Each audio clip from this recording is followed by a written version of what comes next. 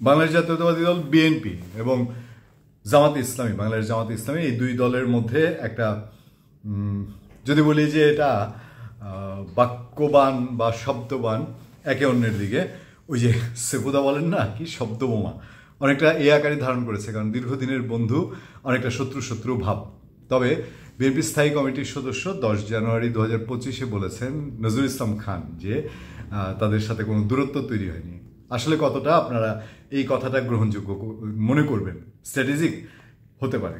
আপনার পত্রপত্রিকার রিপোর্টের দিকে নজর দেন, জামাতের সেক্রেটারি জেনারেল মিয়া গোলাম পরোয়ার তিনি গাজীপুরে এক প্রোগ্রামে বেশ কিছু প্রশ্ন তুলেছেন। সংস্কার নিয়ে তিনি বলেছেন যে এই যে সংস্কারে যারা বিরোধিতা করে তারা আসলে কারা। অনৈক্যের কথা বলেছেন। তো একটা বলেছেন যে হ্যাঁ, যৌক্তিক সংস্কার দিয়ে নির্বাচনে যেতে, কিন্তু সংস্কার ইস্যুতে তিনি অনেকগুলো কথা বলেছেন যে এই যে আপনারা সংস্কার বলছেন বা সংবিধান বলছেন, তো ডক্টর ইউনূস কোন সংবিধানের অধীনে, কোন নীতিতে, কোন বিধিতে তিনি শপথ নিয়েছেন, উপদেষ্টারা কোন বিধিতে শপথ নিয়েছেন, একদম গোড়ায় তিনি হাত দিয়েছেন। এস্টাবলিশড করতে চেয়েছেন যে সংবিধানের কথাই যদি এত দোহাই দেই তাহলে ওনাদের নিয়োগ তো অবৈধ হয়ে যায়। এই কথাটাই তিনি বলেছেন যে তাহলে কি তত্ত্বাবধায়ক সরকার বা অন্তর্বর্তীকালীন সরকার অবৈধ, তাহলে তো উপদেষ্টারা অবৈধ।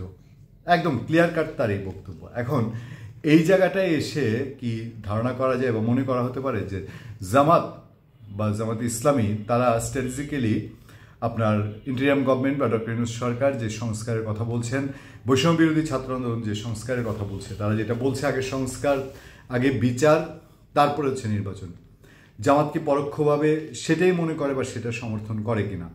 বিএনপি যেভাবে দ্রুত নির্বাচন চাচ্ছে, জামাতে ইসলাম কি ততটা দ্রুত নির্বাচন চায় কিনা, নাকি তাদের ফিল্ড গোছানোর জন্য আরও সময় চায়?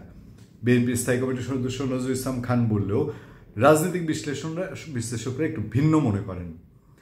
আপনি বিবিসি দিকে নজর দিলে দেখবেন, বিবিসি একটা রিপোর্ট করেছে যে এই যে একে অপরের পেছনে লেগেছে, মোদ্দা কথা এটার কারণ কি? ওই রিপোর্টে আপনি দেখবেন যে তারা বিশ্লেষণ করেছে, ঢাকা ইউনিভার্সিটির রাজনীতি বিশ্লেষকদের সঙ্গে কথা বলেছে, বিএনপি যারা আছেন তাদের সঙ্গে কথা বলেছে। সেই রিপোর্টে বলা হচ্ছে যে এটা একটা কৌশলগত রাজনীতির অংশ। আগামী নির্বাচনে আওয়ামী লীগ থাকবে না গ্যারান্টি নেই।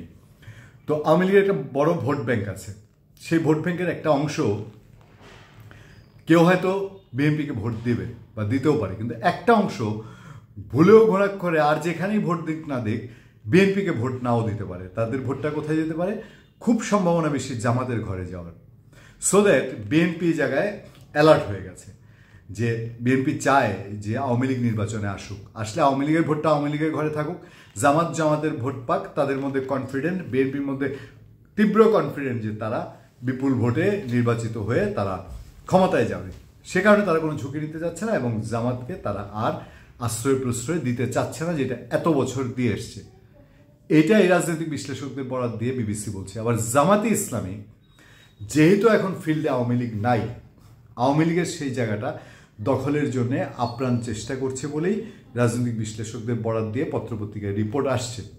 আপনারা কি মনে করেন? আপনাদের কাছে প্রশ্ন, বিষয়টা কি আসলে তাই যে দুই দল আগামী নির্বাচন সামনে রেখে আওয়ামী লীগ আউট, এখন এই মসনদের লড়াইয়ে একে অন্যকে কিভাবে নিতে পারে? জামাত বলছে দিন দিন তাদের জনপ্রিয়তা বৃদ্ধি পাচ্ছে, ওই ফাঁকা জায়গার কিছু অংশ তাদের মধ্যে আসবে, ফলে জনপ্রিয়তা বৃদ্ধি পাওয়ার একটা সম্ভাবনা তাদের মধ্যে আছে, যেটা জামাত দেখতে পাচ্ছে।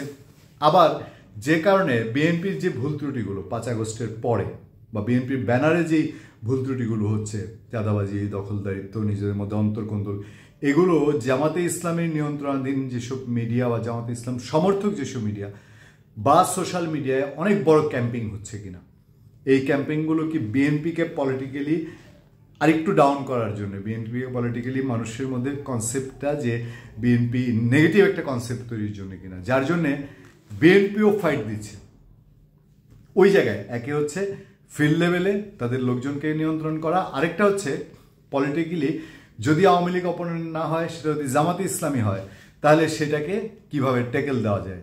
যে কারণে মুখে মুখে এখন নজরুল ইসলাম খান বললেও ভেতরে ভেতরে একটা ঠান্ডা যুদ্ধ বিএনপি এবং জামাতের মধ্যে, যেটা আগামী নির্বাচন পর্যন্ত গড়াবে বলে অনেকে মনে করছেন।